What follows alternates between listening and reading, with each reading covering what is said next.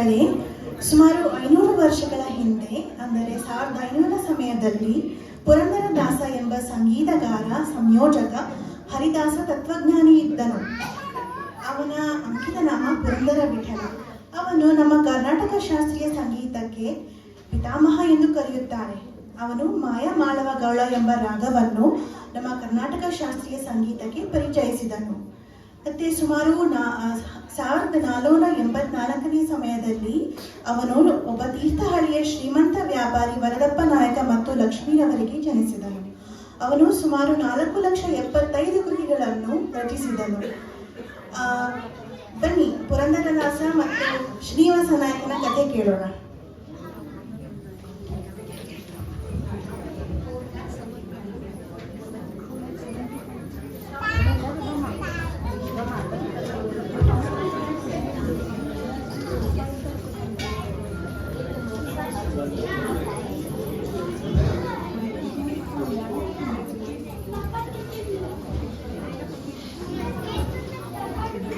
ಜಿಪುನಗ್ರೇಸರ ನವಕೋಟಿ ನಾರಾಯಣ ವಿಜಯನಗರದ ಅರಸರಿಗೆ ಸಾಲ ಕೊಡುತ್ತಿದ್ದ ಶ್ರೀನಿವಾಸ ನಾಯಕ ಇಂದು ಸಾಮಾನ್ಯನಂತೆ ಧೋತಿ ಅಂಗವಸ್ತ್ರವನ್ನು ಉಟ್ಟು ತನ್ನ ಒಬ್ಬರಿಗೆ ಮನೆ ಮೇಲೆ ತುಳಸಿ ಎಸೆದು ಕೃಷ್ಣಾರ್ಪಣ ಎಂದದ್ದೇಕೆ, ದಾನಶೂರ ಕರ್ಣನಾದಿದ್ದು ಹೇಗೆ, ವಿಠಲ ವಿಠಲ ಎಂದು ಕುಣಿದಾಡಿದೇಕೆ?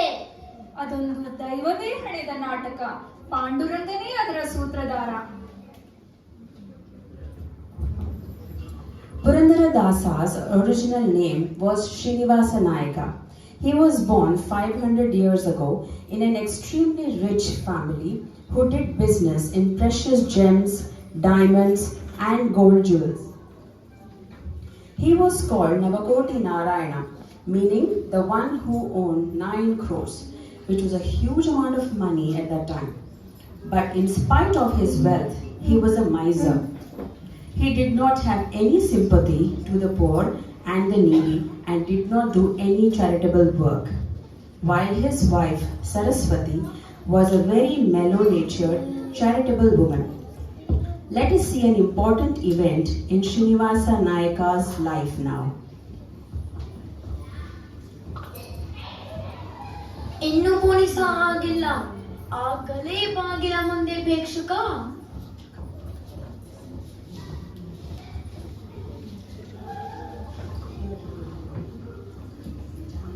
ಸ್ವಾಮಿ, ನಾನೊಬ್ಬ ಕಡು ಬಡವ. ಈ ಬಾಲಕನ ಉಪನಯನದ ಕಾಲ ಮೀರುತ್ತಿದೆ. ಶ್ರೀಮಂತರಾದ ನೀವು ಮನಸ್ಸು ಮಾಡಿ ಈ ಬಾಲಕನ ಉಪನಯನಕ್ಕೆ ಸಹಾಯ ಮಾಡಿ. ಈ ಬಾಲಕನ ಉಪನಯನದ ಕಾಲ ಮೀರುತ್ತಿರುವುದಕ್ಕೆ ನಾನು ಹೊಣೆಯೇ? ಈಗಾಗುವುದಿಲ್ಲ, ಸ್ವಲ್ಪ ದಿನ ಕಳೆದು ಬಾ. ಹೀಗೆ ಬ್ರಾಹ್ಮಣ 6 ತಿಂಗಳು ಅಲೆದಾಡಿದ, ಕಾಡಿದ, ಬೇಡಿದ. ಆದರೆ ನಾಯಕ ಕೊಡ, ಬ್ರಾಹ್ಮಣ ಬಿಡ. ಕೊನೆಗೆ He made the poor Brahman wait for 6 months for the money that he is asking for his son's Upanayana, which is the thread ceremony. And finally, after 6 months of waiting, Srinivasa Nayaka offered him a tiny coin. ಕೊನೆಗೆ ತನ್ನ ಬಳಿ ಇದ್ದ ಕಿಲುಬು ನಾಣ್ಯಗಳನ್ನು ಎಸೆದು,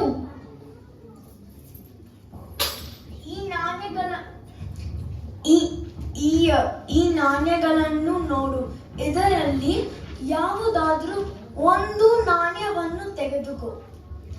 ಈ ಕಿಲುಬು ನಾಣ್ಯ ನಿಮ್ಮಲ್ಲಿಯೇ ಇರಲಿ ಎಂದು ಹೇಳಿ ಅಲ್ಲಿಂದ ನಡೆದ.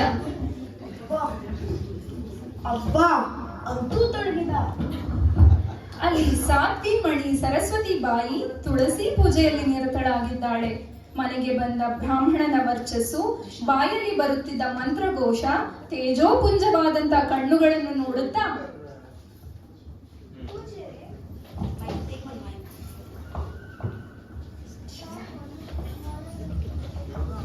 ಪೂಜ್ಯರೇ, ತಾವು ಯಾರು? ಯಾವ ಊರಿಂದ ಬಂದಿದ್ದೀರಿ? ಮತ್ತೆ ಬಂದ ಕಾರಣವೇನು? ತಾಯಿ, ನನ್ನನ್ನು ನಾರಾಯಣ ಆಚಾರ್ಯ ಎಂದು ಕರೆಯುತ್ತಾರೆ. ಈ ಬಾಲಕನ ಊರು ವೈಕುಂಠಪುರ. ಈ ಬಾಲಕನ ಉಪನಯನದ ಮಾಡಲು ಲಗ್ನ ನಿಶ್ಚಯಿಸಿದ್ದೇನೆ. ತಾವು ಆಗರ್ಭ ಶ್ರೀಮಂತರೆಂದು ಕೇಳಿದ್ದೇನೆ. ನೀವೇ ನನ್ನ ಸಹಾಯ ಮಾಡಬೇಕು ತಾಯಿ. ವಿಪ್ರೋತ್ತಮ, ನಾನು ಪರತಂತ್ರಳು.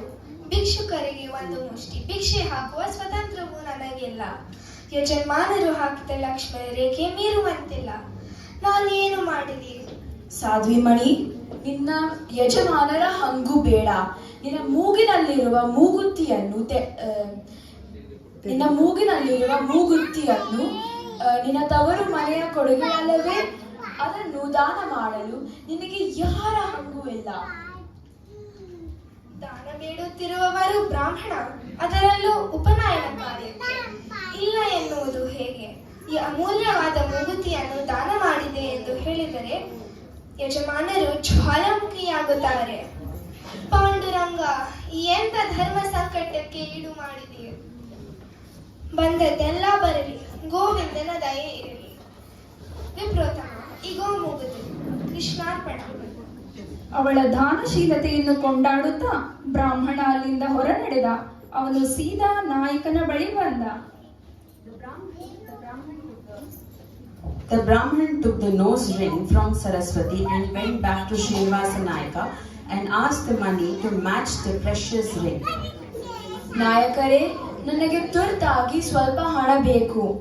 ಈ ಮೂಗುತಿಯನ್ನು ತೆಗೆದುಕೊಂಡು ಇದಕ್ಕೆ ತಕ್ಕ ವರಹಗಳನ್ನು ನೀಡಿ. ಅರೆ, ನೀನು ಸರಸ್ವತಿಯ ಮೂಗುತಿಯನ್ನೇ ಹೋಲುತ್ತದೆ ಅಲ್ಲ? ಏನು ಮೀನಾಮೇಷ ಎಣಿಸುತ್ತಿದ್ದೀರಿ ನಾಯಕರೇ? ಕೊಡುವುದಾದರೆ 400 ವರಹಗಳನ್ನು ಕೊಡಿ, ಇಲ್ಲದಿದ್ದರೆ ನೀವೇ ಇಟ್ಟುಕೊಳ್ಳಿ. ಈ ನಿಷ್ಠುರದ ಮಾತನ್ನು ಕೇಳಿ ನಾಯಕನಿಗೆ ಭಯವಾಯಿತು. ಬ್ರಾಹ್ಮಣ ಎಲ್ಲಿಗೆ ಹೋದನೆಂದು ನೋಡಲು ಕಾರಕೋನನಿಗೆ ತಿಳಿಸಿದ. ಅದೆಲ್ಲೋ ವಿಠ್ಠಲನ ದೇವಸ್ಥಾನದ ಬಳಿ ಮಾಯವಾದರೂ ಎಂತ ಕಾರಕೋನ. ಯಾಕಾದರೂ ಇರಲಿ ಎಂದು ಆ ಮೂಗುತಿಯನ್ನು ಒಂದು ಭರಣಿಯನ್ನು ಒಂದು ಸಂಪುಟದಲ್ಲಿಟ್ಟ. ಮತ್ತೆ ಅದನ್ನ ಕಬ್ಬಿಣದ ತಿಜೋರಿಯಲ್ಲಿಟ್ಟು ಬೀಗ ಹಾಕಿ ಬೀಗದ ಕೀಯನ್ನು ಸೊಂಟಕ್ಕೆ ಸಿಕ್ಕಿಸಿಕೊಂಡು ಮನೆ ಕಡೆ ನಡೆದ.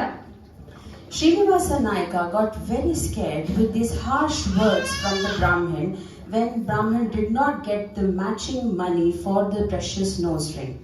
So he tried to know the Brahmin's whereabouts, but it seems the Brahmin vanished near the Panduranga temple.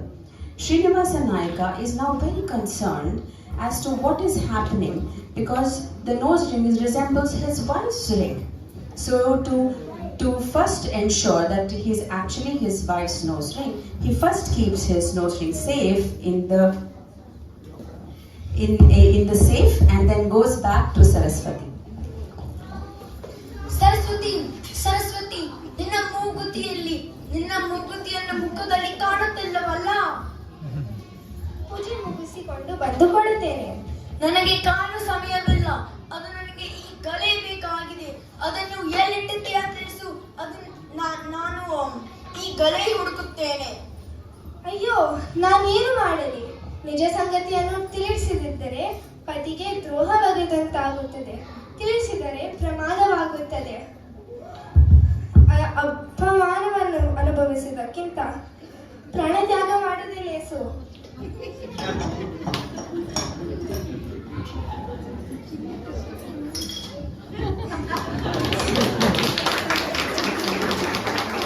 ಸರಸ್ವತಿಯು ತನ್ನ ಕೈಯಲ್ಲಿದ್ದ ವಜ್ರದ ಹರಳನ್ನು ಅರೆದು ವಿಷಪಾನ ಮಾಡಲು ಸಿದ್ಧಳಾಗುತ್ತಾಳೆ. ಬಟ್ಟಲನ್ನು ಮೇಲೆತ್ತಿದಳು. ಠಣ್ಣೆಂದು ಏನೋ ಬಿದ್ದಂತಾಯಿತು. ಬಟ್ಟಲಲ್ಲಿ ಕೈಯಾಡಿಸಿದಳು. ಏನೋ ಆಶ್ಚರ್ಯ! ಅವಳದೇ ಮೂಗುತಿಯನ್ನು ನೋಡಿ ಕ್ಷಣಕಾಲ ಸ್ತಬ್ಧಳಾದಳು. Saraswati knows that if she tells the truth that she gave away the nose ring to a Brahmin, she knows her husband will be very angry and he will become very furious. But if she lies, that will also be wrong. So unable to bear the humiliation, she decides to end her life when a miracle happens. ಇದೇನು ನನ್ನ ಮೂಗುತಿ? ಮೂಗುತಿ? ಅದೇ ಮೂಗುತಿಯನ್ನು ನೋಡಿದ ನಾಯಕನಿಗೆ ಕ್ಷಣಕಾಲ ಬುದ್ಧಿಭ್ರಮಣೆಯಾದಂತಾಯಿತು. ಅದನ್ನು ತೆಗೆದುಕೊಂಡು ಅಂಗಡಿಗೆ ಓಡಿದ. ತನ್ನ ತಿಜೋರಿಯನ್ನು ಶೋಧಿಸಿದ, ಆದರೆ ಅಲ್ಲಿ ಮೂಗುತಿ ಇರಲಿಲ್ಲ. ಅಂಗಡಿಯನ್ನು ಹಾಗೆ ಬಿಟ್ಟು ಮನೆ ಕಡೆ ಓಡಿದ. ಸರಸ್ವತಿ ಸರಸ್ವತಿ ಸರಸ್ವತಿ, ಇದೇನಾಯಿತು? ದಾನ ಬೇಡಲು ಬಂದ ಬ್ರಾಹ್ಮಣ ಶ್ರೀಮನ್ ನಾರಾಯಣನಲ್ಲದೆ ಬೇರೆ ಯಾರೂ ಅಲ್ಲ. ನಾರಾಯಣ ನಾರಾಯಣ. ಸರಸ್ವತಿ ಸರಸ್ವತಿ, ಇದೇನಾಯಿತು? ಅಯ್ಯೋ ಅಯ್ಯೋ, ಮನೆಯ ಬಾಗಿಲಿಗೆ ಬಂದ ಭಗವಂತನನ್ನು ತಿರಸ್ಕರಿಸಿ ನರಕವಾಸನ ನಾದೇನಲ್ಲ. ಪಾಂಡುರಂಗ ಪಾಂಡುರಂಗ, ನನಗೆ ದರ್ಶನ ಕೊಡು. ನಿನ್ನ ನಾಮ ಸ್ಮರಣೆ ಸದಾ ಮಾಡುತ್ತೇನೆ.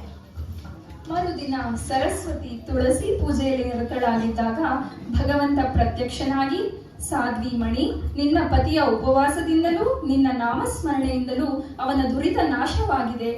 ಇನ್ನೂ ಅವನ ಐಶ್ವರ್ಯದ ಹಂಬಲ ಹೋಗಿಲ್ಲ. ನೀವು ಸರ್ವಸ್ವವನ್ನು ತ್ಯಾಗ ಮಾಡಿ ನನ್ನ ದಾಸನಾದರೆ ನನ್ನ ದರ್ಶನ ಭಾಗ್ಯ ಲಭ್ಯವಾಗುತ್ತದೆ ಎಂದ. ಅದನ್ನು ಆಕೆ ಪತಿಗೆ ತಿಳಿಸಿದಳು. ಇದನ್ನು ಆಲಿಸಿದ ಶ್ರೀನಿವಾಸ ನಾಯಕ ಪತ್ನಿ ಪುತ್ರರ ಸಮೇತ ತನ್ನ ಭವ್ಯ ಉಪ್ಪರಿಗೆ ಮನೆಯಿಂದ ಹೊರಬಂದು ಉಪ್ಪರಿಗೆ ಮೇಲೆ ತುಳಸಿ ಎಸೆದು ಕೃಷ್ಣಾರ್ಪಣ ಎಂದ. ಸರ್ವಸಂಗ ಪರಿತ್ಯಾಗಿಯಾಗಿ ದೇವರ ನಾಮ ಸಂಕೀರ್ತನೆ ಮಾಡುತ್ತಾ ಹಳ್ಳಿ ಹಳ್ಳಿ ಸುತ್ತಿದ. ಒಂದು ರಾತ್ರಿ ಭಗವಂತ ಅವನ ಕನಸಿನಲ್ಲಿ ಬಂದು ಪಂಪಾ ಕ್ಷೇತ್ರದ ಬಳಿ ಚಕ್ರತೀರ್ಥದ ಹತ್ತಿರವಿರುವ ವ್ಯಾಸರಾಯಲ್ಲಿ ಉಪದೇಶ ಪಡೆದು ಹರಿದಾಸನಾಗು ಎಂದು ಅಪ್ಪಣೆ ಮಾಡಿದ.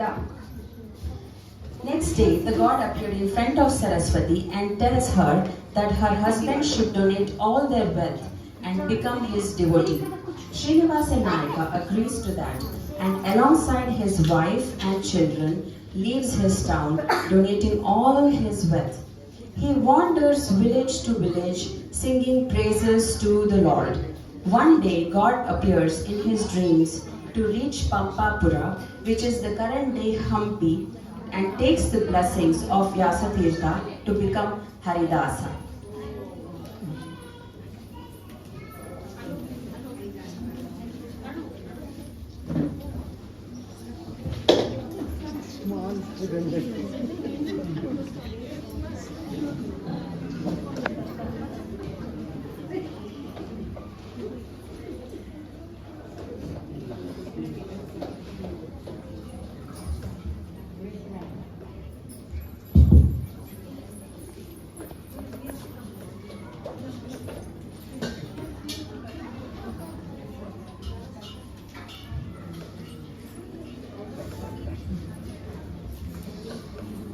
ಶ್ರೀನಿವಾಸ ನಾಯಕ ಪುರಂದರದಾಸರಾಗಿ ಟ್ರಾನ್ಸ್ಫಾರ್ಮೇಶನ್ ಆಗ್ತಾ ಇದ್ದಾರೆ.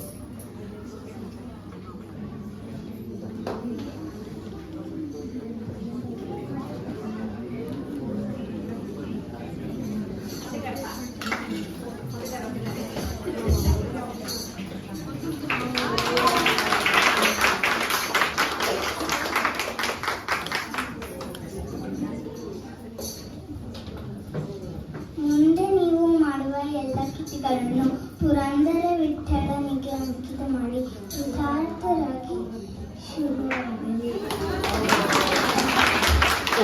ಹೀಗೆ ಶ್ರೀನಿವಾಸ ನಾಯಕ ಪುರಂದರದಾಸರಾದರು ಸರ್ವಸಂಗ ಪರಿತ್ಯಾಗಿಯಾಗಿ ಭಗವಂತನ ಲೀಲಾ ವಿಲಾಸವನ್ನು ಕೊಂಡಾಡಿದರು.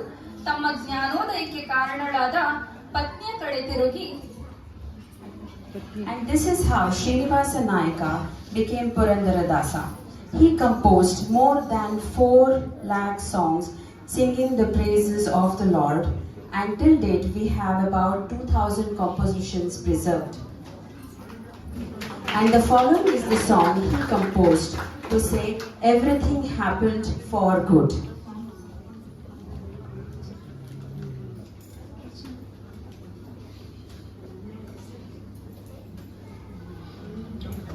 ಆದದ್ದೆಲ್ಲ ಒಳಿತೇ ಆಯಿತು, ಆದದ್ದೆಲ್ಲ ಒಳಿತೇ ಆಯಿತು. ನಮ್ಮ ಶ್ರೀಧರನ ಸೇವೆಗೆ ಸಾಧನ ಸಂಪತ್ತಾಯಿತು, ಆದದ್ದೆಲ್ಲ ಒಳಿತೇ ಆಯಿತು. ನಮ್ಮ ಶ್ರೀಧರನ ಸೇವೆಗೆ ಸಾಧನ ಸಂಪತ್ತಾಯಿತು, ಆದದ್ದೆಲ್ಲ ಒಳಿತೇ ಆಯಿತು. ದಾಸರು ಸೂಕ್ಷ್ಮಮತಿಯುಳ್ಳವರು. ಸಮಾಜದ ಆಗು ಹೋಗುಗಳನ್ನು ದಾಸವಾಣಿಯ ಮೂಲಕ ಜನರಿಗೆ ತಿಳಿಸುತ್ತಿದ್ದರು.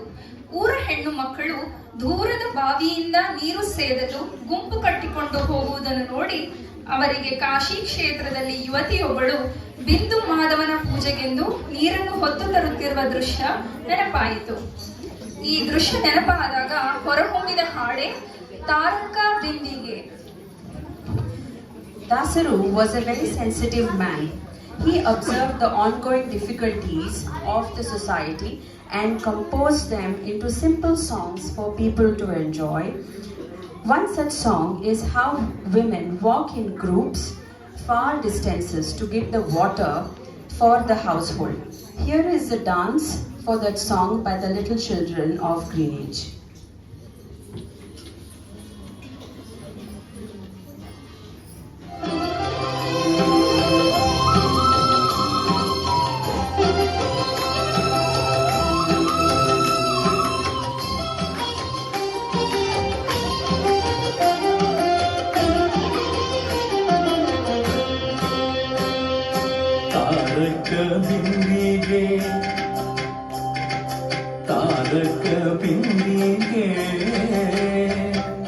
ತಾರಕ ಬಿಂದಿಗೆ ನಾನೀರಿಗೋಗುವೆ ತಾರೇ ಬಿಂದಿಗೆಯ.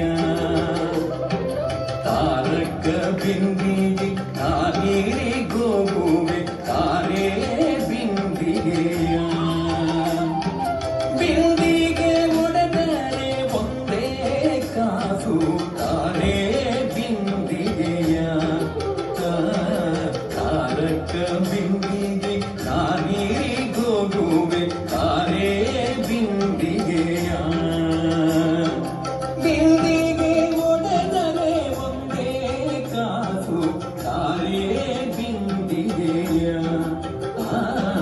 ತಾರಕ ಬಿಂದಿಗೆ ನಾನೀರಿಗೋಗುವೆ ತಾರೇ ಬಿಂದಿಗೆಯ.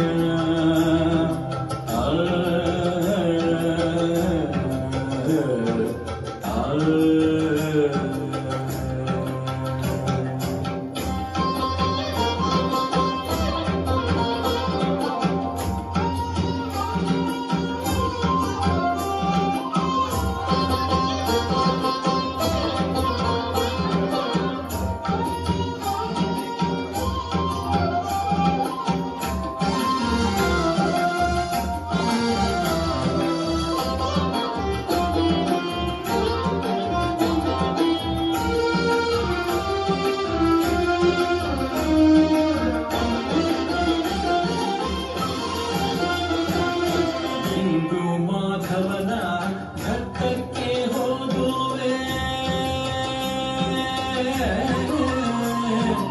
ಇಂದು ಮಾಧವನ ಘಟ್ಟಕ್ಕೆ ಹೋಗುವೆ ತಾರೇ ಬಿಂದಿಗೆಯ. ಇಂದು ಮಾಧವನ ಘಟ್ಟಕ್ಕೆ ಹೋಗುವೆ ತಾರೇ ಬಿಂದಿಗೆಯ. ಆವಾವ ಪರಿಯಲ್ಲಿ ಅಮೃತದ ನೀರಿಗೆ ತಾರೇ ಬಿಂದಿಗೆಯ. ಆವಾವ ಪರಿಯಲ್ಲಿ ಅಮೃತದ ನೀರಿಗೆ ತಾರೇ ಬಿಂದಿಗೆಯ. ತಾರಕ ಬಿಂದಿಗೆ ನಾನೀರಿಗೋಗುವೆ ತಾರೇ ಬಿಂದಿಗೆಯ.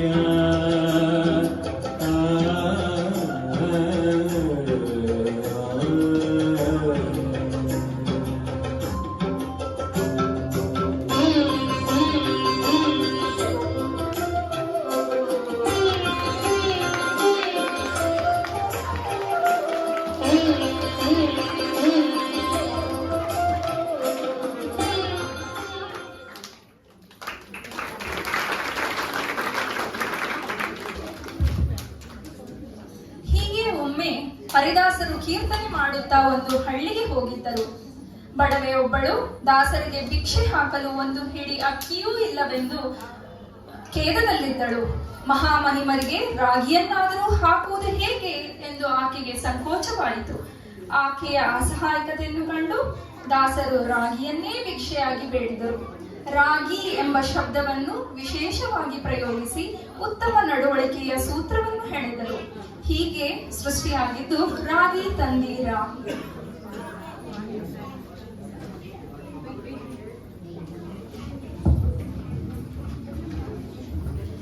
As Dasaru went about singing in various villages, he came across a poor lady who wanted to donate but didn't have any rice and hesitated to donate ragi because ragi was not considered as important as rice.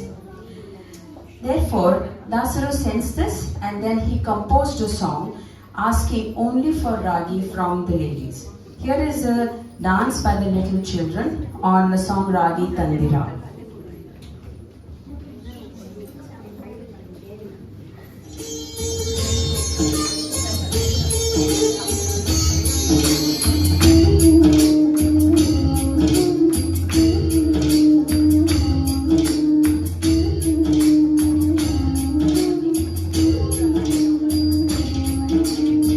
ರಾಗಿ ತಂದೀಯ ಭಿಕ್ಷೆಗೆ ರಾಗಿ ತಂದೀಯ ರಾಗಿ ತಂದೀಯ ಭಿಕ್ಷೆಗೆ ರಾಗಿ ತಂದೀಯ ಯೋಗ್ಯರಾಗಿ ಭೋಗ್ಯರಾಗಿ ಭಾಗ್ಯವಂತರಾಗಿ ನೀವು ಯೋಗ್ಯರಾಗಿ ಭೋಗ್ಯರಾಗಿ ಭಾಗ್ಯವಂತರಾಗಿ ನೀವು ರಾಗಿ ತಂದೀಯ ಭಿಕ್ಷೆಗೆ ರಾಗಿ ತಂದೀಯ ರಾಗಿ ತಂದೀಯ ಭಿಕ್ಷೆಗೆ ರಾಗಿ ತಂದೀಯ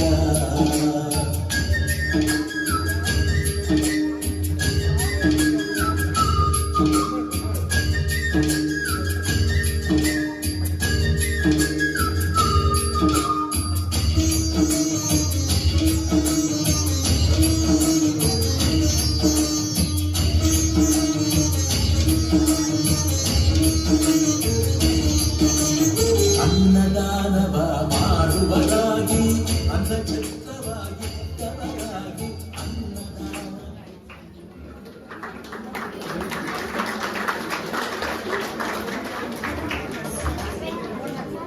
ಹೀಗೆ ಮತ್ತೊಮ್ಮೆ ಪಂಡರಾಪುರದಲ್ಲಿದ್ದಾಗ ನಡೆದ ಒಂದೆರಡು ಪ್ರಸಿದ್ಧ ಘಟನೆಗಳನ್ನು ಈಗ ಬಿಂಬಿಸುತ್ತಿದ್ದೇವೆ. ಪುರಂದರದಾಸರು ಹೋದಲ್ಲೆಲ್ಲ ಪವಾಡ ನಡೆಯುತ್ತಿತ್ತು. ಅದೊಂದು ದಿನ ರಾತ್ರಿ ಪುರಂದರದಾಸರು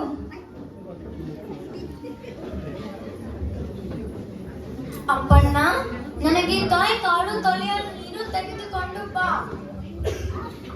ಗುರುಗಳೇ,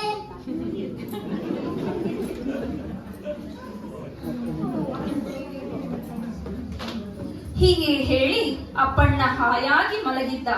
ಇತ್ತ ದಾಸರಿಗೆ ಕಾದು ಕಾದು ಸುಸ್ತಾಯಿತು. ಅಷ್ಟರಲ್ಲಿ ಪಾಂಡುರಂಗನೇ ಅಪ್ಪಣ್ಣನಂತೆ ರೂಪ ತಾಳಿ ತಂಬಿಗೆಯಲ್ಲಿ ನೀರು ತಂದು ದಾಸರ ಮುಂದಿಟ್ಟ. ದಾಸರು ಶುದ್ಧ ಕಾರ್ಯ ಮುಗಿಸಿ ಎಷ್ಟು ಹೊತ್ತು ನನಗೆ ನೀರು ತರುವುದಕ್ಕೆ ಎಷ್ಟು ಹೊತ್ತು ಕಾಯುವುದು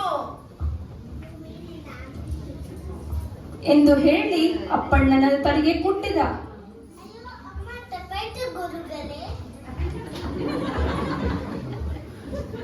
ಅಷ್ಟರಲ್ಲಿ ದಾಸರು ವಾಪಸ್ ಬರುವುದನ್ನು ಕಂಡ ಅಪ್ಪಣ್ಣಾಚಾರ್ಯ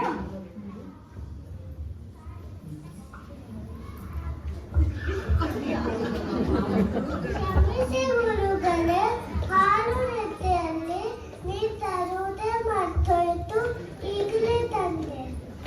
ಮತ್ತೆ ನೀರು ಆಗಲೇ ತಂದಿದ್ದೀಯಲ್ಲೋ? ಹೋಗಲಿ, ತಂಬಿಗೆಯಲ್ಲಿಟ್ಟೆ. ಯಾವ ತಂಬಿಗೆ ಗುರುಗಳೇ?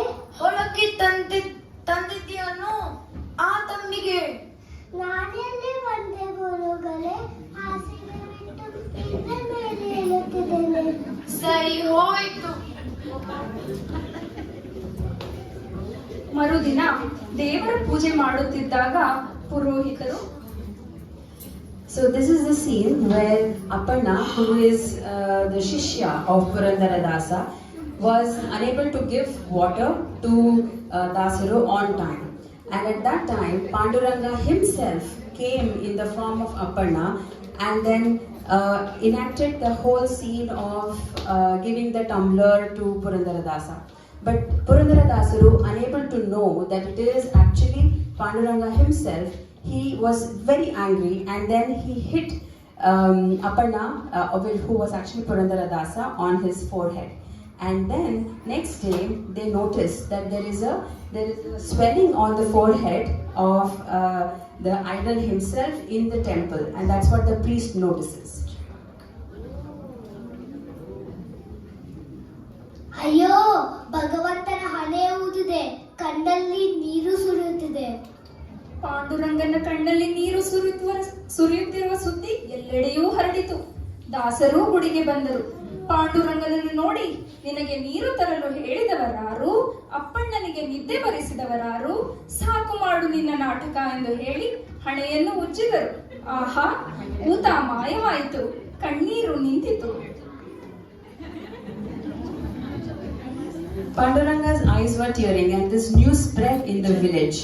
And Dasaru came to Panduranga and said, enough of this. Who asked you to come in the form of Aparna? And then who asked you to do this drama? You see, he had a very playful relationship with Panduranga. The next is another scene which will be enacted. ಪಾಂಡುರಂಗನ ಲೀಲೆ ಇಲ್ಲಿಗೆ ಮುಗಿಯಲಿಲ್ಲ. ಪುರಂದರದಾಸನ ವೇಷ ಧರಿಸಿ ಪಾಂಡುರಂಗ ಪ್ರಸಿದ್ಧ ರಾಜನರ್ತಕಿಯ ಮನೆಗೆ ಬಂದರು. ಆಕೆ ಪಾಂಡುರಂಗನ ಪರಮ ಭಕ್ತೆಯಾಗಿದ್ದಳು. ದಾಸರು ಬರುವುದನ್ನು ನೋಡಿ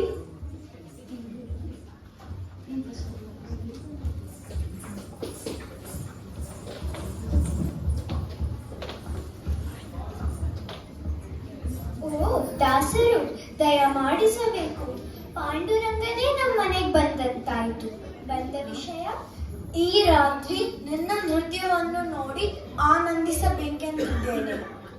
ಆಗಲಿ, ಸೇವೆಗೆ ಸಿದ್ಧಳಾಗಿದ್ದೇನೆ.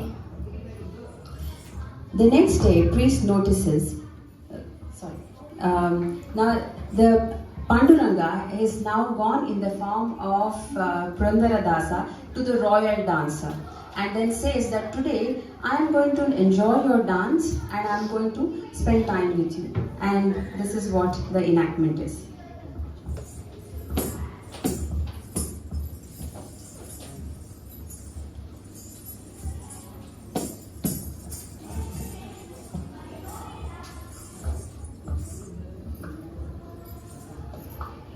ಆಹಾ, ಬಹಳ ಸುಂದರವಾಗಿತ್ತು. ಇಗೋ ಈ ಬಂಗಾರದ ಬಳೆ, ಇದು ನಿನಗೆ ಉಡುಗೊರೆ.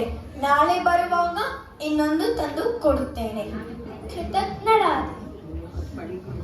ಮಾರನೇ ದಿನ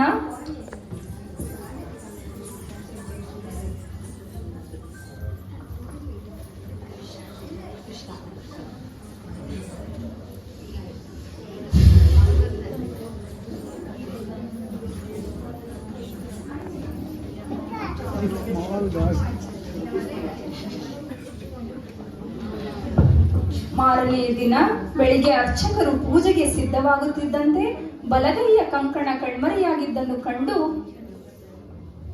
The next day, the priest notices that there is one bangle which is missing on Panduranga's idol, and then he immediately goes and he reports it to the adhikari. ಅಯ್ಯೋ, ಪಾಂಡುರಂಗದ ಕೈನ ಬಳೆ ಕಾಣಿಸುತ್ತಿಲ್ಲವಲ್ಲ, ರಾಜರಿಗೆ ತಿಳಿಸೋಣ.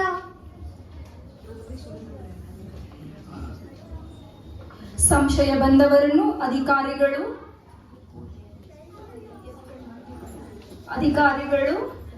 ವಿಚಾರಿಸಿದರು. ಆದರೆ ಕಂಕಣ ಮಾತ್ರ ಸಿಗಲಿಲ್ಲ.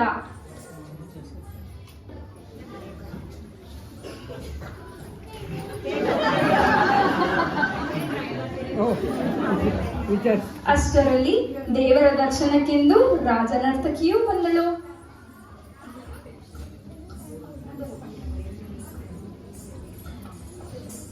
ಅವಳ ಕೈಯಲ್ಲಿದ್ದ ಬಳೆಯನ್ನು ನೋಡಿ ಅಧಿಕಾರಿ ಅವಳನ್ನು ವಿಚಾರಿಸಿದರು. ಹೇಳು, ಎಲ್ಲಿಂದ ಬಂತು ಈ ಕಂಕಣ? ನಿನ್ನೆ ದಾಸರು ನಮ್ಮ ಮನೆಗೆ ಬಂದಿದ್ರು. ಅವರು ನನ್ನ ಗಾನನರ್ತವನ್ನು ನೋಡಿ ಮೆಚ್ಚಿ ನನಗೆ ಇದನ್ನು ಉಡುಗೊರೆಯಾಗಿ ಕೊಟ್ಟಿದ್ದರು. ಅಗೋ ದಾಸರೇ ಬರುತ್ತಿದ್ದಾರಲ್ಲ, ಅವರನ್ನೇ ಕೇಳಬಹುದು. ಏನು ದಾಸರೇ, ಇದು ಕೇಳು ಹೇಳುತ್ತೀರಿ? ಇವರನ್ನು ಕಂಬಕ್ಕೆ ಕಟ್ಟಿ ಬಾರಿಸೋಣ.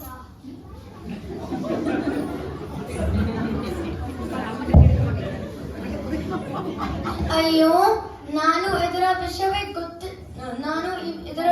ಗೊತ್ತಿಲ್ಲವಲ್ಲ. ನನ್ನದು ಇದರಲ್ಲಿ ಏನೂ ತಪ್ಪಿಲ್ಲ. ಪಾಂಡುರಂಗ, ಇದೇನು ನನ್ನ ಲೀಲೆ? ಅಂದು ನನಗೆ ತಂಬಿಗೆ ಅಂತ ಹೊಡೆದೆ ಎಂದು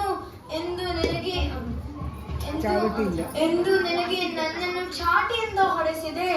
ಮೂಯಕ್ಕಿ ಮೋನಿ ತಿರಿದಷ್ಟೇ, ಎನ್ನೇಕೆ ಪರೀಕ್ಷೆ? ಮೋಯಿಗೆ ಮೋಯಿ ತಿರಿತು, ಮೋಯಿಗೆ ಮೋಯಿ ತಿರಿತು, ಜಗದಯ್ಯ ವಿಜಯ ಸಹಾಯ ಪಂಡರಿರಾಯ. ಮೋಯಿಗೆ ಮೋಯಿ ತಿರಿತು, ಜಗದಯ್ಯ ವಿಜಯ ಸಹಾಯ ಪಂಡರಿರಾಯ. ಮೋಯಿಗೆ ಮೋಯಿ ತಿರಿತು. ಆಗ ಶರೀರವಾಣಿಯೊಂದು ಪಾಂಡುರಂಗನೇ ಬಳೆಯನ್ನು ಕೊಟ್ಟಿದ್ದಾಗಿಯೂ ದಾಸರನ್ನು ಬಂಧನದಿಂದ ಬಿಡಿಸುವಂತೆಯೂ ಕೋರಿತು.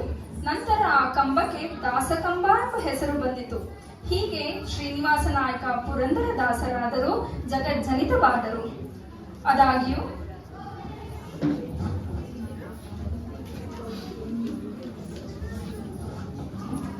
ಪುರಂದರದಾಸರು ತಮ್ಮ ಜೀವನದ ಸಂಧ್ಯಾ ಸಮಯದಲ್ಲಿ ಹಲವು ಎಡರುತೊಡರುಗಳನ್ನು ಅನುಭವಿಸಬೇಕಾಗಿತ್ತು.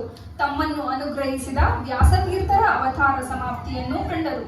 ಕರ್ನಾಟಕದ ಭೋಜರಾಜರಾಗಿದ್ದ ಕೃಷ್ಣದೇವರಾಯನ ಕಾಲಾನಂತರ ನಡೆದ ರಾಜ್ಯಕ್ಷೋಭೆಯಿಂದ ದಾಸರಿಗೆ ಆಘಾತ ಉಂಟಾಯಿತು. ಆದಾಗ್ಯೂ ಅವರು ಚೈತನ್ಯವನ್ನು ಕಳೆದುಕೊಳ್ಳಲಿಲ್ಲ. ಇದೆಲ್ಲ ಜೀವನದ ಅಗ್ನಿ ಪರೀಕ್ಷೆ ಎಂದು ಭಾವಿಸಿ ದಿಟ್ಟ ಹೆಜ್ಜೆಯನ್ನಿಟ್ಟು ಮಾನವ ಜನ್ಮ ದೊಡ್ಡದು ಎಂದರು. ಹೀಗೆ ಅವರು ಈಸಬೇಕು, ಇದ್ದು ಜನಿಸಬೇಕು ಎಂಬ ಹಾಡನ್ನು ಬರೆದರು.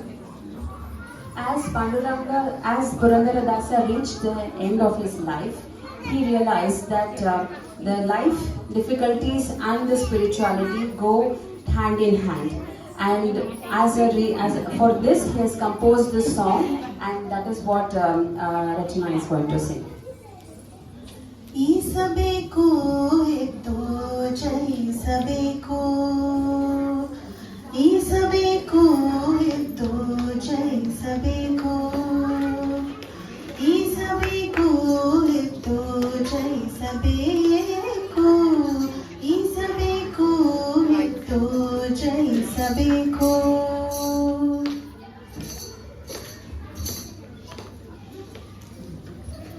ಪುರಂದರದಾಸರ ಮಧುಕರ ವೃತ್ತಿಯಲ್ಲಿ ಹರಿನಾಮ ಸಂಕೀರ್ತನೆ ಹಾಗೂ ಸಮಾಜ ಸುಧಾರಣೆ ಜೊತೆಯಲ್ಲಿ ಸಾಗಿದವು. ದಾಸರು ಮಾನವನ ಲೌಕಿಕ ಚಿಂತನೆ ಬಂಧನವನ್ನು ಅರಿತವರು ಹಾಗೂ ಹರಿನಾಮದಿಂದ ಭಗವಂತನನ್ನು ಕಂಡವರು. ಹೀಗೆ ಅವರು ತಮ್ಮ ಕೊನೆಯ ಕಾಲದಲ್ಲಿ ಜೀವನದಲ್ಲಿ ಲೌಕಿಕ ಬಂಧನವನ್ನು ಹೇಗೆ ಬಿಡಿಸಿಕೊಂಡು ಹರಿನಾಮದಿಂದ ಭಗವಂತನನ್ನು ಕಾಣಬೇಕು ಎಂಬುದನ್ನು ಈ ಹಾಡಿನ ಮೂಲಕ ತಿಳಿಸಿದ್ದಾರೆ. ಹೀಗೆ ನಮ್ಮ ನಾಟಕವು ಸಮಾಪ್ತಿಯಾಗಲಿದೆ. Purandara kept up with his devotion and the societal changes together in his lifetime. He knew that the changes of life and found solace in deep devotion. The following is the song by the ladies of the village that describes this.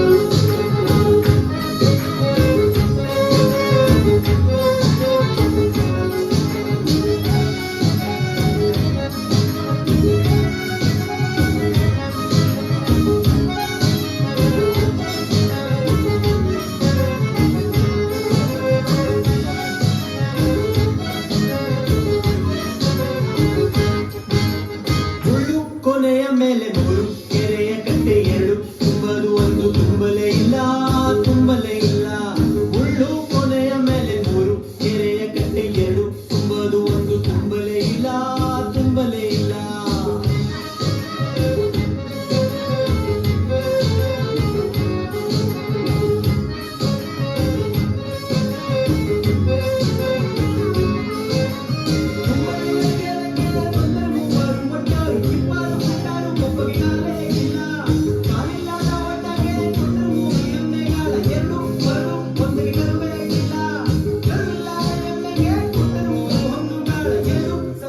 ಒಂದು ಸಲ್ಲಲೇ ಇಲ್ಲ ಸಲ್ಲಲೇ ಇಲ್ಲ.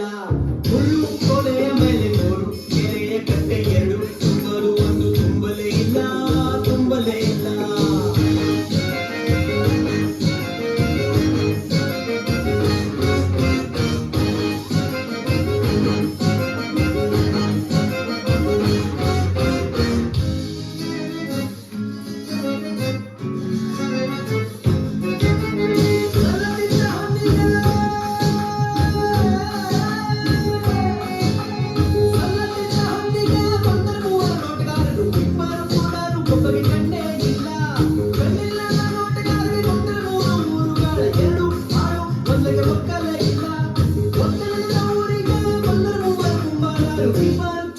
ಒಬ್ಬಗೆ ಕೈಯೇ ಇಲ್ಲ ಕೈಯೇ ಇಲ್ಲ. ಮುಳ್ಳು ಕೊನೆಯ ಮೇಲೆ 3 ಕೆರೆಯ ಕಟ್ಟೆ 2 ತುಂಬಲು ಒಂದು ತುಂಬಲೇ ಇಲ್ಲ ತುಂಬಲೇ ಇಲ್ಲ.